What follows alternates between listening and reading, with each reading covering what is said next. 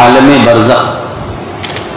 قال النبی صلی اللہ علیہ وسلم اذا مات الرجل عرض عليه مقعده في الغداة والعشي ان كان من اهل الجنة فالجنة وان كان من اهل النار فالنار قال ثم يقال هذا مقعدك الذي تبعث اليه يوم القيامة۔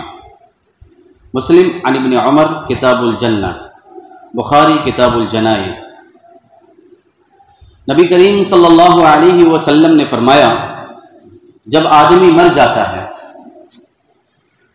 تو صبح اور شام اس کا ٹھکانہ اس پر پیش کیا جاتا ہے۔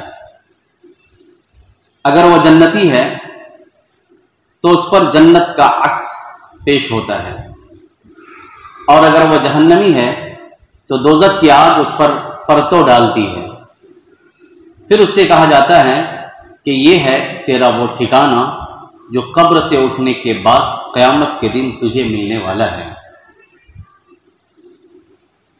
یعنی آدمی کو برزخ میں اس کے آخری ٹھکانہ، خواہ وہ جنت میں ہو یا جہنم، خواہ وہ جنت ہو یا جہنم کا ہر وقت مشاہدہ ہوتا رہتا ہے برزخ میں، اور اسے کہا جاتا ہے کہ تو نے دنیا میں جس طرز عمل کا مظاہرہ کیا تھا اس کے نتیجے میں یہ ہے تیری قیامگاہ۔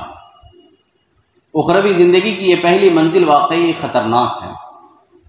اگر صاحب قبر اپنے ایمان اور عمل کے اعتبار سے بہشت کا مستحق ہے، جنت کا مستحق ہے، تو وہ روزانہ اپنے ٹھکانے کا دیدار کرتا رہتا ہے،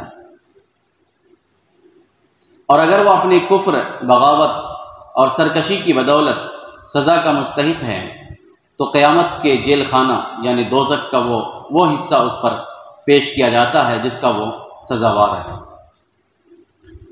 بعض علماء نے اس کا یہ مطلب بیان کیا ہے کہ مرنے کے بعد آدمی کو صرف 2 بار اپنے آخری ٹھکانے کا مشاہدہ کرایا جاتا ہے، اور وہ اندازہ لگا لیتا ہے کہ مجھے قیامت کے دن کہاں جانا ہے۔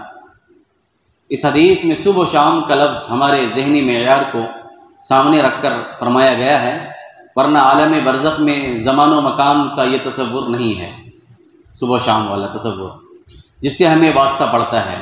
برزخ کے سلسلے میں نبی کریم صلی اللہ علیہ وسلم نے جو خبریں دی ہیں اس کے تفصیلی تعارف کا دنیا میں کوئی امکان نہیں ہے، کیونکہ ہمارے ظاہری حواس اس جہان کی حقیقتوں کا ادراک کرنے سے عاجز ہیں۔